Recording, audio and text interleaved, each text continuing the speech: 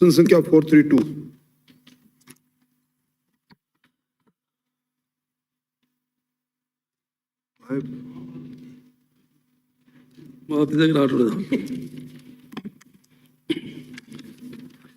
अध्यक्ष महोदय, खंड 1, जी हाँ, विगत 3 वर्षों में प्रदेश के विभिन्न विधानसभा क्षेत्रों में 21 नवीन कृषि उपज मंडी समितियों की स्थापना की गई है, जिसका विधानसभा क्षेत्रवार विवरण परिशिष्ट ऐप पर संलग्न है। राज्य सरकार के आदेश दिनांक 20/3/2012 द्वारा नई कृषि उपज मंडी समिति के गठन हेतु 40 लाख रुपए वार्षिक आय का मानदंड निर्धारित किया गया है। आदेश की प्रति परिशिष्ट व्यय पर संलग्न है।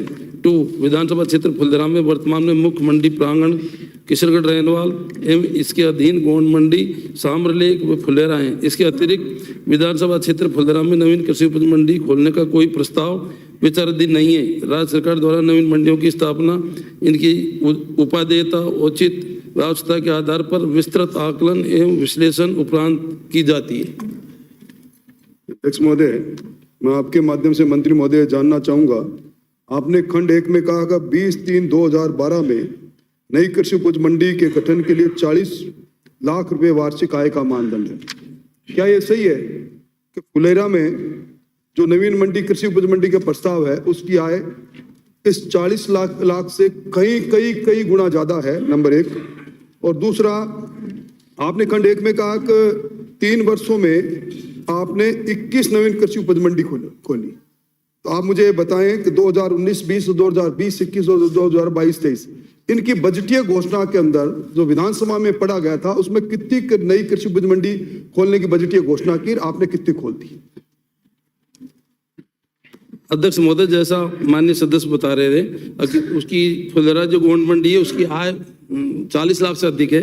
मैं आगे समय बताना चाहूँगा, ये किशनगढ़ रेनवाल मुख्य मंडी है, उसके अंदर में मंडी आती है गोंड मंडी फुलेरा की 18-19 की आय है मात्र 19.38 और 19-20 की आय है मात्र 38.12 लाख और वर्ष 20-21 की आय है 5.25 और 21-22 की आय है 0 और 22-23 की आय है फिर 0। इसके पीछे कारण क्या हुआ कि जैसे ये 3 कानून आए थे, मंडी प्रांगणों से बाहर जो मंडी टैक्स लेना बंद कर दिया, उसके बाद में इसकी आय 0 हो गई।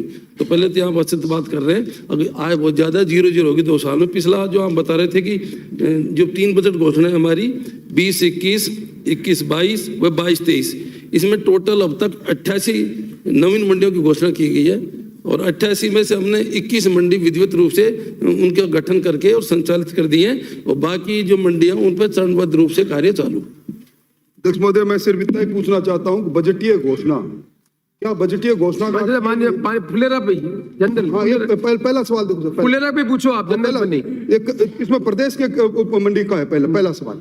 तो क्या उस बजटीय वर्ष में जो बजटीय घोषणा की थी उसी बजटीय वर्ष में उसका पूरा होना चाहिए, नहीं होना चाहिए? 88 कृषि उपज मंडियों में 21 आप खोल रहे हो, तो इस बजट की घोषणा का अर्थ क्या रहेगा? राजस्थान की जनता देख रही है ना। माननीय अध्यक्ष महोदय, जैसा माननीय सदस्य बता रहे थे, इसका मेन कारण ये रहता है कि बजटीय घोषणा जब हमने करी थी उसके तुरंत बाद में एक भारत सरकार के 3 कानून आ गए और उससे हमारी सारी जो इनकम थी वो इफेक्टिव हो गई और उसके कारण क्या हुआ कि इनको हमने चरणबद्ध रूप से लिया।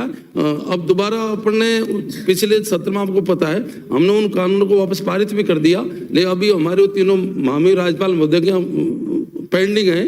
मेरा तो आपसे निवेदन है कि जल्दी वो कानून आ जाए तो जो शेष मंडी उनको हम खोल दें। अगला प्रश्न हीराराम।